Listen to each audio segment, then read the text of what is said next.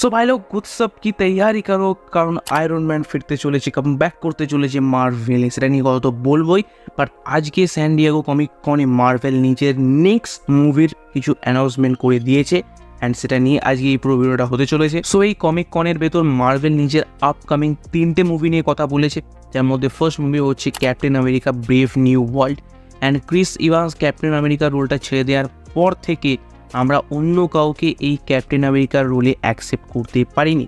But তারপর আমি এই মুভিটার জন্য এক্সাইটেড, বিকজ এই মুভির মধ্যে আমি ফার্স্ট টাইম দেখতে চলেছি রেড হাল্ককে। আর আমি যেহেতু মার্ভেলের কমিক পড়িনি, তাই আমি জানি না যে এই রেড হাল্ক হলো কী করে, আর গ্রিন হাল্ক থেকে কি রেড হাল্ক হয়েছে ট্রান্সফর্ম হয়ে, সেটাও আমি জানি না। বাকি তোমরা যদি জেনে দাও যে রেড হাল্ক হলো কী করে, তুমি অফকোর্স আমাকে কন্ট্রোল জানাতে পারো। আর নেক্সট মুভি যেটা মার্ভেল অ্যানাউন্সমেন্ট করে সেটা হচ্ছে থান্ডার বোল্টস অ্যান্ড এই মুভিটা নিয়ে আমি তেমন এক্সাইটেড নই, বাট তারপরে এই মুভির ভেতর আমরা দেখতেই চলেছি ক্যাপ্টেনের ফ্রেন্ড বাকিকে অ্যান্ড আমাদের নিউ ব্ল্যাক উইডোকে। অ্যান্ড থার্ড মুভি যেটা মার্ভেল আপাতত অ্যানাউন্সমেন্ট করেছে সেটা হচ্ছে the fantastic four first steps and এই মুভিটা আপাতত 1 বছর পর আসতে চলেছে, মানে জুলাই 2025-এ আসতে চলেছে এই মুভিটা। অ্যান্ড ডেডপুল আর উলভারিনের ভেতর যিনি ক্যামিও করেছিলেন সেই ব্যক্তিকেও যদি এই ফ্যান্টাস্টিক ফোরের কাস্টের মধ্যে অ্যাড করে দেওয়া হয় তাহলে জিনিসটা আরও জমে যেত।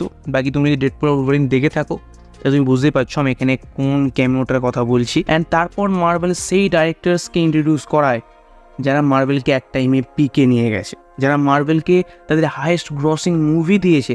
ইয়েস, এখানে আমি কথা বলছি রুসো ব্রাদার্সের, যারা captain America winter soldier, captain America civil war, যারা infinity war, end game direct করেছিল। অ্যান্ড এই রুসো ব্রাদার্সই ডাইরেক্ট করতে চলেছেন মার্ভেলের আপকামিং অ্যাভেঞ্জার্স মুভিস। অ্যান্ড কোন কোন আপকামিং অ্যাভেঞ্জার মুভিস? সো ফার্স্টে আমরা জানতে পেরেছিলাম যে অ্যাভেঞ্জার্স দ্য ক্যাং ডাইনেস্টি বলে একটা মুভি আসবে, বাট যেহেতু আমাদের ক্যাং ভাইয়া মানে আমাদের জোনাথন মেজর্সের লাইফে একটা মেজর প্রবলেম হয়ে গেছে, সেই কারণে ওনাকে আপাতত এই মার্ভেল সিনেম্যাটিক ইউনিভার্স থেকে বাদ দিয়ে দেওয়া হয়েছে। অ্যান্ড সেই জায়গায় আমরা দেখতে চলেছি মে 2026-এ আসতে চলেছে অ্যাভেঞ্জার্স ডুমসডে অ্যান্ড মে 2027-এ আসতে চলেছে অ্যাভেঞ্জার্স সিক্রেট ওয়ার। অ্যান্ড এই সবের থেকেও বড় বিগ নিউজ হচ্ছে এটাই, the man, the myth, the legend, the RDJ, মানে যাকে আমরা আয়রন ম্যান হিসেবে চিনি, উনি আবারও মার্ভেলে কামব্যাক করতে চলেছেন ডক্টর ডুমের ক্যারেক্টারে। অ্যান্ড ডেফিনেটলি এই নিউজটা শোনার পর মার্ভেল ফ্যান্সরা পুরোপুরি পাগল হয়ে যাবে। অ্যান্ড অ্যাভেঞ্জার্স ডুমসডে এই মুভির যে নামটা হতে চলেছে, এই নামটা শুনেই বোঝা যাচ্ছে যে সেই মুভির ভেতর আমাদের ভিলেন ডক্টর ডুম জিতে যাবেন।